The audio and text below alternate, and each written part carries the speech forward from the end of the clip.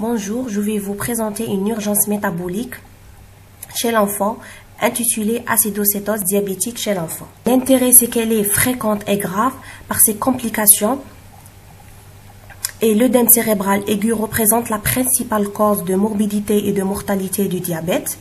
Elle représente 30% de découverte de diabète chez l'enfant et il y a toujours les erreurs et les retards de diagnostic. Donc, on a eu beaucoup de cas qui ont arrivé pour une détresse respiratoire. Or, les investigations retrouvent une acidocétose diabétique, d'où l'intérêt de savoir poser immédiatement le diagnostic positif. Donc, devant tout diabète décompensé avec un retard de prise en charge et un retard de diagnostic, on aura l'installation très rapide de l'acidocétose diabétique. Les circonstances de survenue donc sont soit de découverte rapide de diabète, découverte inaugurale de diabète dans 25% des cas, soit suite à une diminution inadaptée des doses d'insuline, soit un arrêt intempestif de l'insuline, soit une infection ou bien une pathologie entraînant une insulino-résistance et donc une décompensation. Le diagnostic positif, il est suspecté par des critères cliniques et confirmés par des critères biologiques. Les critères cliniques, on va les citer par la suite. Les critères biologiques qui posent le diagnostic positif sont l'hyperglycémie supérieure à 2,5 g par litre, une glycosurée à la bandelette urinaire 3 croix, une cétonurie ou bien cétonémie, c'est-à-dire la présence des corps cétoniques dans les urines, une acidose, un pH sanguin inférieur à 7,3 et des bicarres inférieurs à 15 mmol par litre.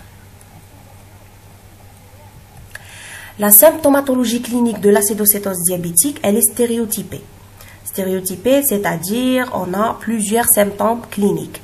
Donc débuter par des prodromes qui sont l'anorexie, les vomissements, les douleurs abdominales, voire l'amaigrissement, en plus des signes pathognomoniques du diabète, bien sûr, qui sont la polyurie et la polydipsie. Pendant la phase d'état, on aura des troubles de conscience qui peuvent aller d'une simple obnubilation jusqu'au coma, soit coma calme ou bien vigile, la polypnée suite à l'acidose, des troubles digestifs type douleur abdominale, vomissement, les signes de la déshydratation, que ce soit intra ou extracellulaire, et on peut avoir carrément un tableau de choc qui est possible si, comme on a dit, il y a le retard de diagnostic positif. Le traitement, il a pour objectif de corriger très progressivement la déshydratation et l'acidose tout en contrôlant la glycémie. Bien sûr, il faut viser une glycémie à 11 mmol par litre. Donc, on a deux volets thérapeutiques très importants qui sont la réhydratation par voie IV et l'insulinothérapie aussi par voie IV. Donc, la réhydratation par voie IV, elle est commencée d'emblée dès l'admission du patient, pendant les 2 premières heures par du sérum salé isotonique à raison de 7 à 10 ml par kilo par heure, sans dépasser les 500 ml, plus des apports potassiques. Bien sûr, les apports potassiques sont adaptés en fonction des signes électriques d'hypo ou d'hypercalémie et la surveillance de la diurèse. Bien sûr, devant une anurie, on interrompt l'apport potassique. Pour l'insulinothérapie, elle est introduite à partir de la 2e heure à la seringue autopulsée, lactrapide, à raison de 0,1 unité par kilo par heure. La dilution, elle se fait dans le sérum salé isotonique en fonction du poids de l'enfant. Si le poids est inférieur à 30 kg, on fait une dilution de 0,1 unité, l'équivalent de 1 cc. Et si le poids est supérieur à 30 kg, c'est comme de l'adulte, 1 cc, l'équivalent de 1 unité.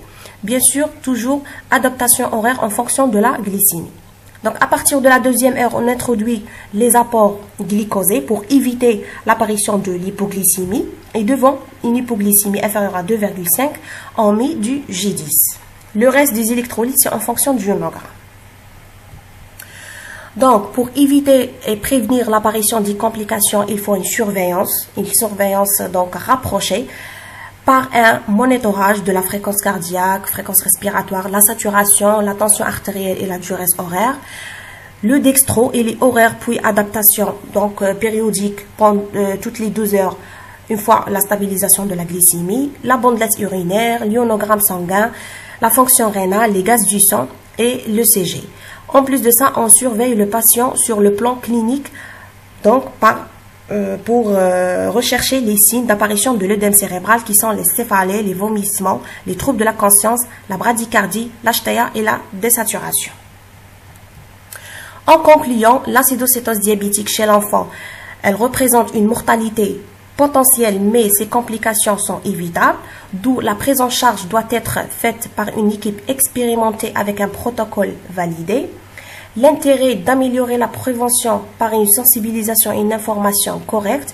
Et donc, le message que je voulais passer surtout au corps paramédical et aux médecins généralistes, c'est de faire toujours penser à faire le dextro devant toute détresse respiratoire. Pour ceux qui sont intéressés, voici la bibliographie. Et merci pour votre attention.